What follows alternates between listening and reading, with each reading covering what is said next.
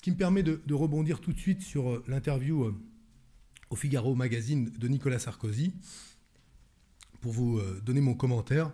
Mon sentiment à la lecture de cette interview, c'est que Nicolas Sarkozy rétrécit la France. Il la rétrécit. Il la rend à chaque fois plus petite. Il la rend plus petite tant ses priorités apparaissent déconnectées de ce que sont les solutions qu'attendent les Français à leurs problèmes.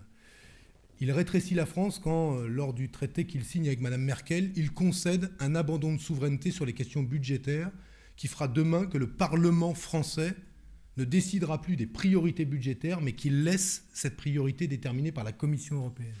Il rétrécit la France quand il a une vision aussi étriquée, aussi partisane des valeurs qui ont contribué à constituer ce qu'est aujourd'hui la nation française, une vision étriquée et partisane de ces valeurs qui l'amène à valoriser pour l'essentiel l'héritage judéo-chrétien et pour oublier totalement l'héritage des Lumières, et une vision étriquée, rétrécie de la France, quand pour ce qui concerne le président de la République, la priorité consiste à faire quoi? À organiser 2 référendums, l'un non pas pour trouver une solution au chômage, mais pour expulser les chômeurs des statistiques, et le second, pour faciliter les conditions dans lesquelles on expulse les étrangers.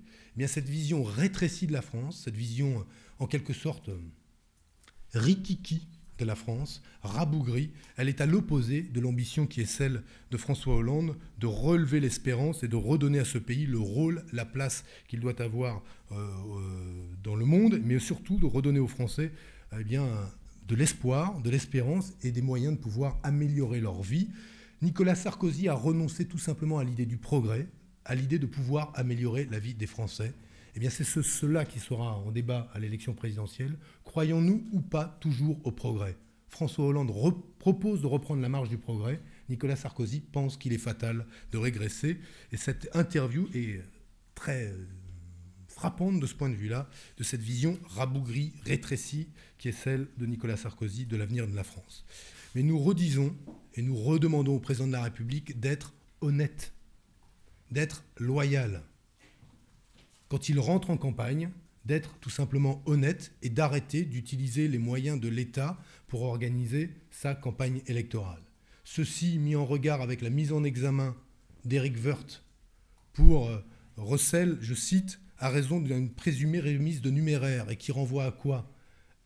Au soupçon d'un financement illicite de la campagne de Nicolas Sarkozy, déjà en 2007, sous la forme de dons qui étaient des dons illégaux, et notamment de dons en liquide. Eh bien, ça montre quoi? Que nous avions raison de pointer que ce soupçon existait, que ce soupçon, à travers la parole de Mme Claire Thibout, qui disait avoir versé en tout cas 50 000 euros, et qu'on lui avait demandé 150 000 euros en liquide, selon elle, pour financer la campagne électorale de Nicolas Sarkozy. Nous avions raison de poser ces questions. Il semble que le juge travaille en ce sens, mais nous avons des soupçons sur les conditions dans lesquelles était financée la campagne de Nicolas Sarkozy en 2007. Eh bien, nous avons encore des soupçons aujourd'hui, dès lors que ce sont les moyens de l'État qui sont utilisés pour financer les déplacements de Nicolas Sarkozy, candidat à l'élection présidentielle, qui passe son temps à critiquer François Hollande, mais qui passe sous son temps à utiliser l'argent de l'État pour convoquer des militants UMP qui, de manière très disciplinée, l'applaudissent à chacune de ses interventions.